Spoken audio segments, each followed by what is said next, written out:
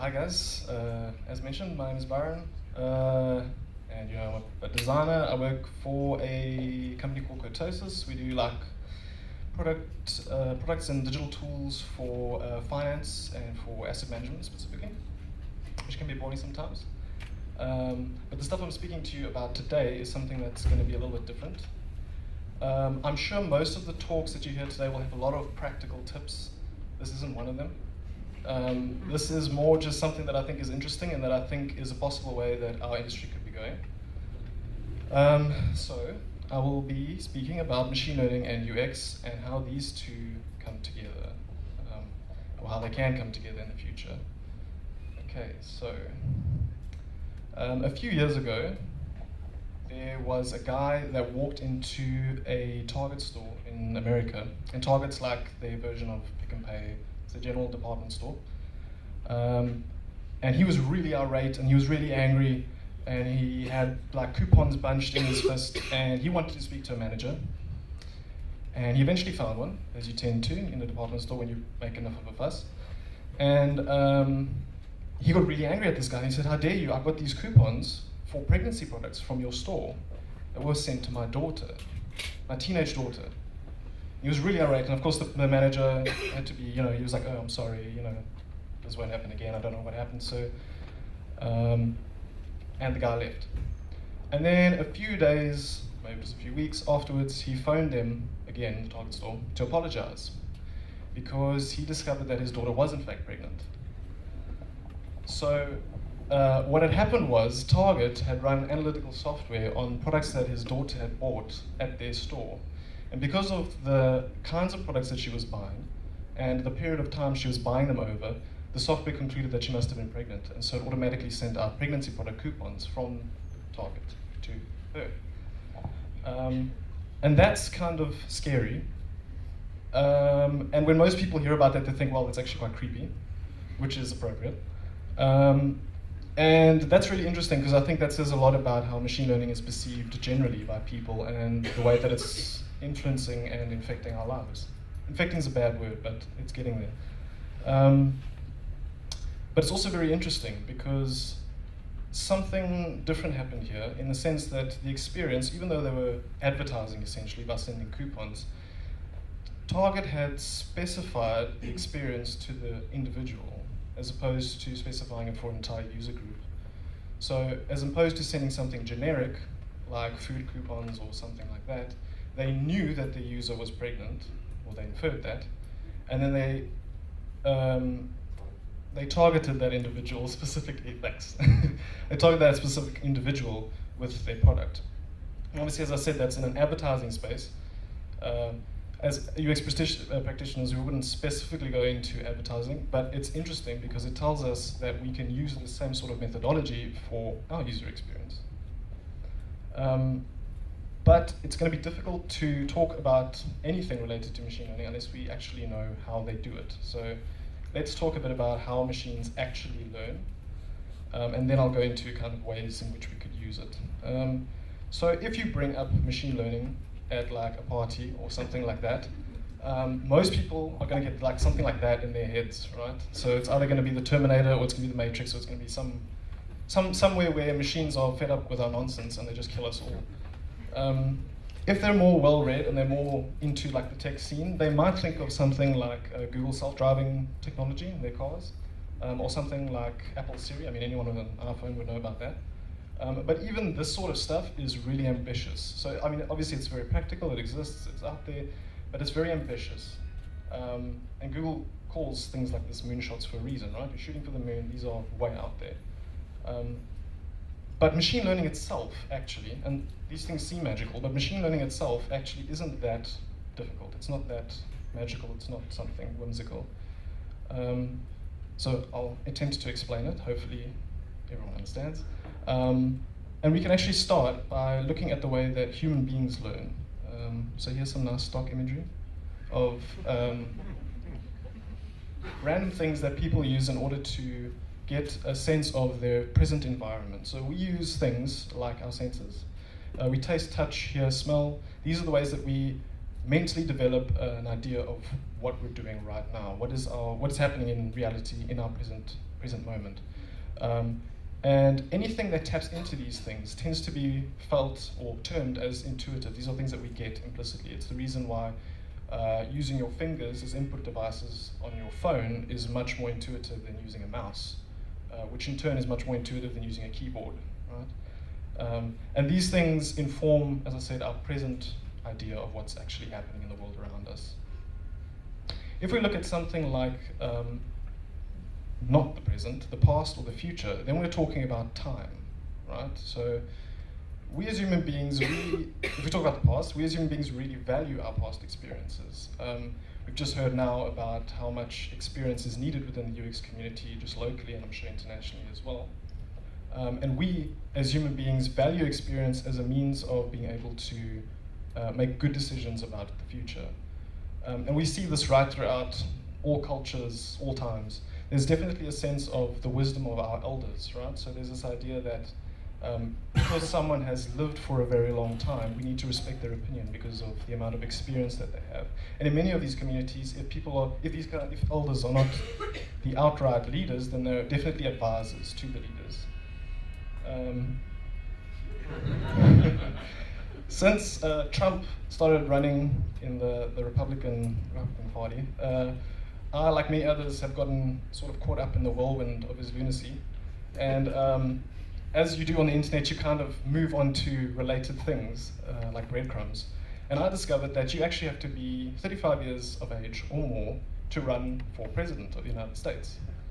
There's no motivation for why that is. It's just written in the Constitution. So obviously it's implied that if a person wants to lead a country, they need to be able to have had enough life experience to make good choices about the future.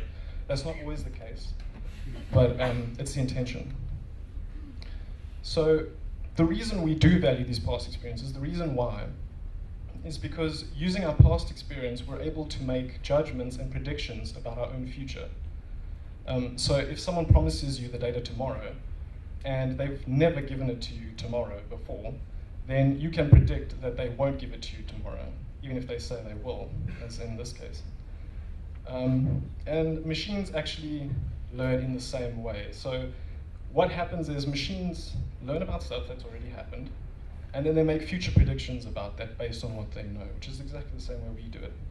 So they just do it a little bit differently. So say we wanted to teach a computer what a puppy dog looks like.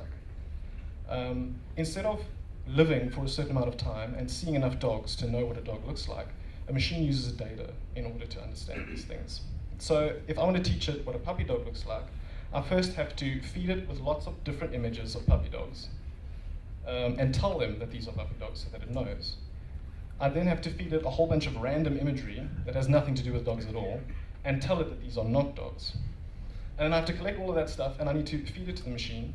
And then the machine, it's up to the machine, using whatever algorithm that it uses, to make the connections between what it thinks a dog is. So it might say, for instance, that a dog has 4 legs, it has a wet nose, it has floppy ears, etc., etc. And then once that's been done, once it's been trained, then we say that the machine knows, for instance, how to classify a dog. So we can give it a new picture, and we can say, is there a dog in this image, or isn't there? And then it should be able to tell us. So that's one approach, and it's a common approach to machine learning. And now that you know how machines learn, more or less, I can go into kind of how we can apply this type of thinking into our UX process. And I'm going to be focusing largely on large systems. So I define these large systems at the moment as systems where there are multiple user journeys that are equally as valid. So if we think about something like a social network, particularly something like Facebook, there are different user journeys that our users go on a regular basis. So the way that I use Facebook is different to the way someone else uses Facebook, because what we're getting out of that particular product is different. And Facebook's obviously not the only example, but I think it's one that most of the people here will at least be familiar with. So I'll use some examples of how they could use machine learning in order to create something that allows those user journeys to be more obvious to users. Because at the end of the day, what we're trying to do is we're trying to create simplicity for our users to get to where they need to go. If each user has a different place that they need to go to on the same product, then we run into a problem. then we're kind of just sort of averaging out over what they need. Okay, so if we're designing for users, or specific users, then we need to look at their context. And this is true of design all over, right? We always need to keep the user's context in mind. There are many ways that we can sort of infer this context. I'm going to be ripping ways of inferring context from another designer engineer called Brett Victor. And there are 3 ways that he explains we can, or shows that we can infer context about our users. The first is environment, and I'll go through these as we go. This is environment, the second is history, and then the third is our interaction. So let's look at those. Environment. Okay, so environment, the definition that he gives is that environment involves sensing the current state of the world. So in this case, environment is very literal. It's like, this is where I am in space and time. This is what I'm doing. This is something that I can infer based on where I am. So if I'm living in Cape Town, I can infer that there is a sea nearby. I can infer that there are mountains nearby, etc. And we're already seeing examples of this in the wild already. So this is an instance of location-based servicing on the web. It's more common on mobile because mobiles come with GPSs built in. But we're seeing it even now on the web as well. So this is a desktop pop-up. And people, as you can see, are already using this to create more location-specific user experiences, even if it's just something as simple as narrowing down possible search results. This already helps the user and stops them from wasting their time. So how can we apply this to something, or use machine learning to apply this to something? Well, if we look at the like button on Facebook, I'm sure most people are aware of how this works. Basically, someone posts something on Facebook. For those that don't know, someone posts something on Facebook, you have a button that says like, and the intuitive understanding behind what the like button is that you're sharing the sentiment that someone else has posited, right? So it sounds really simple. It's something that we all get. But it runs into problems when it's used in the wild. So for instance, this is a really negative status, right? Here's to working till 4 a.m. with a 7 a.m. start to the next day. And then I can like it. And someone has liked it there, which is weird, because why would you like someone else's pain? And of course we don't think that. We intuitively understand that what the person is trying to do is express sympathy that the person is going through this problem. But Facebook, at face value, doesn't actually show you that. And actually, it's quite interesting that someone takes the time to write unlike at the bottom there, the exclamation mark. So this is a perfect example of how you could use machine learning to take the sentiment of a status and say, this is a negative status, or this is a positive status. And is the like button appropriate here? Is this something that the user should see? Maybe you change the like button to something else, or maybe you actually encourage people to share some kind of sympathetic thought with that person. And in this way, you would create more social connections, which is really what Facebook is all about. Another example would be their events. So this is my events thing. This is the thing that happens to come up on the side of your home screen. And this is stuff that Facebook thinks that I would be interested in attending. So there's a full moon beach dance meditation, I imagine. There's Halloween Psycho, whatever that is, and then there's the Vintage Experience. And other than the fact that they probably all take place at night, there's nothing in common between those events. The only reason they're even there in the first place is because my friends are going there.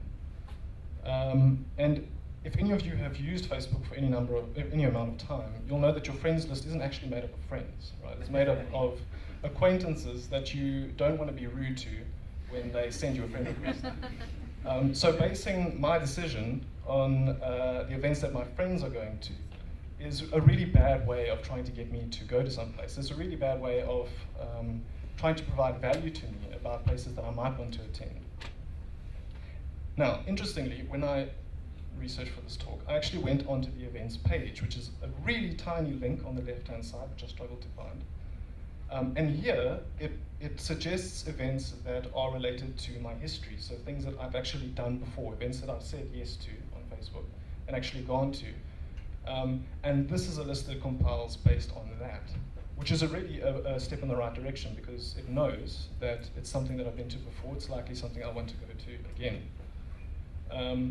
This one, which is another block on the same page, is events that are nearby. So the environmental context, Facebook knows I live in Cape Town, and it can say, okay, since you live in this area, maybe these are things that you'd like to go to simply because they're nearby. Maybe I'm bored, maybe I have time to kill at that particular point, or I would just be interested to see what is available in the area. Maybe there's something I haven't heard about.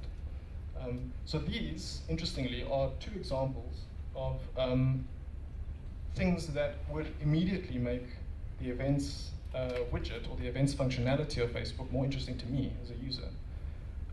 So why show me events that my friends are going to? Why not instead show me events that are a combination of places that are not only nearby, but also that I've been to before? Because if you combine the two together, the chances that I'm actually going to go to that event are really, really good. So that's the environment, right? That helps us to kind of infer things about the user based on where they are and what they've done. But this is even more so. So this is history, right? So history involves remembering the past. It's quite simple.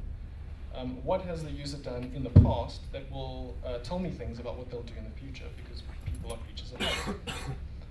And in connection with this is interaction. So interaction involves soliciting input from a user, specifically. So whereas history kind of deals with the past and things that I've done in the past, interaction involves things that I'm doing now in the present. So if I click on this particular button, it means I want to do this thing, or that there's a reasonably good chance that I want to do this thing.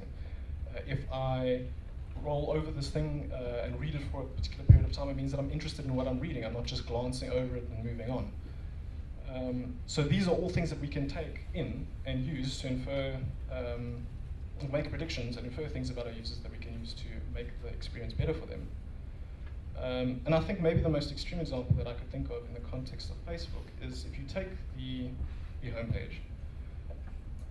For me personally, and of course this is my personal user journey on the site, if I use Facebook, I might use the status bar to type something out. Most of the time I'm a bit of a lurker, so I just kind of roll through what everybody's doing and I kind of see what they're up to. And I don't really do anything else. I'm not really bothered with this stuff on this side. I'm not really bothered with the stuff on that side.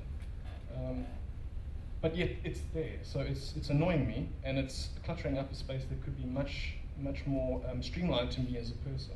UX could be better, basically. So you could have something that could learn over time that I don't actually use the stuff on the side and kill them completely. And then maybe it realizes that I only ever post statuses and read content, so the interface should only ever look like this. Now I'm not distracted by anything on the side, and I can get to do what I want to do. The interface is much more clean, it's much more obvious. There are other people that, and you know these people because they annoy you with game requests, that only play games. That's all they do on Facebook. So why does the interface take me from there or from there when all I really want to do is play some games, right? So if the system could learn over time that all I really want to do is play games, maybe it could change the interface to suggest games that I might be interested in.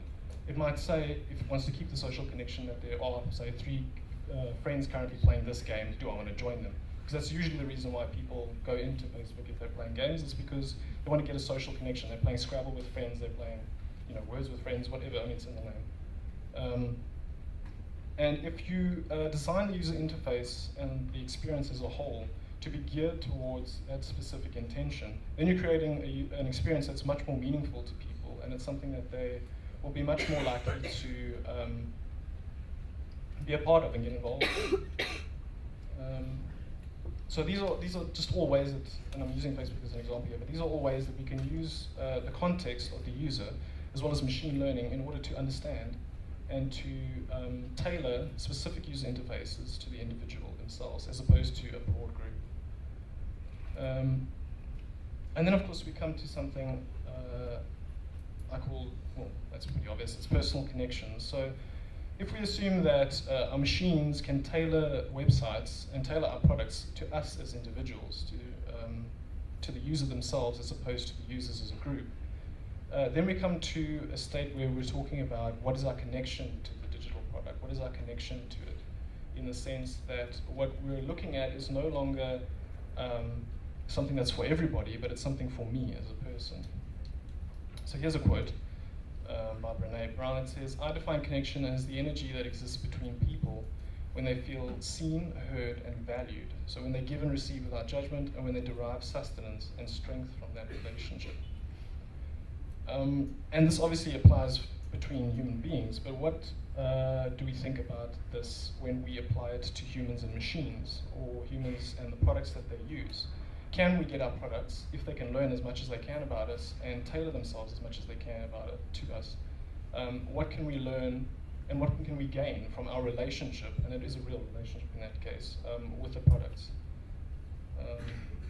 So this is a shot from the movie Her, and it's, for those that haven't seen it, it's basically about a guy who has a relationship, and a real relationship, with a very advanced operating system, to the point where they fall in love with one another. And although this is science fiction, the ideas behind this and the fact that there could be personal connections between us and our products is, I think, a very real one. It's something that we might need to consider in the future. We are already seeing it with things like Siri.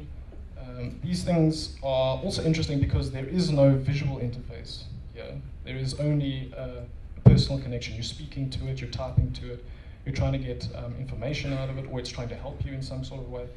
And by doing this, we're creating something where I think us as designers, our role needs to change as well. So we're not only designing, say, interfaces or means by which people can interface with something, but we're talking about a scenario in which our role changes to one that is, as people who are designing relationships with our users, not with us directly, but through our products. And that, I think, is quite an interesting way forward, and yeah, I think that bodes an exciting future for us as designers. And this is very short, but thank you.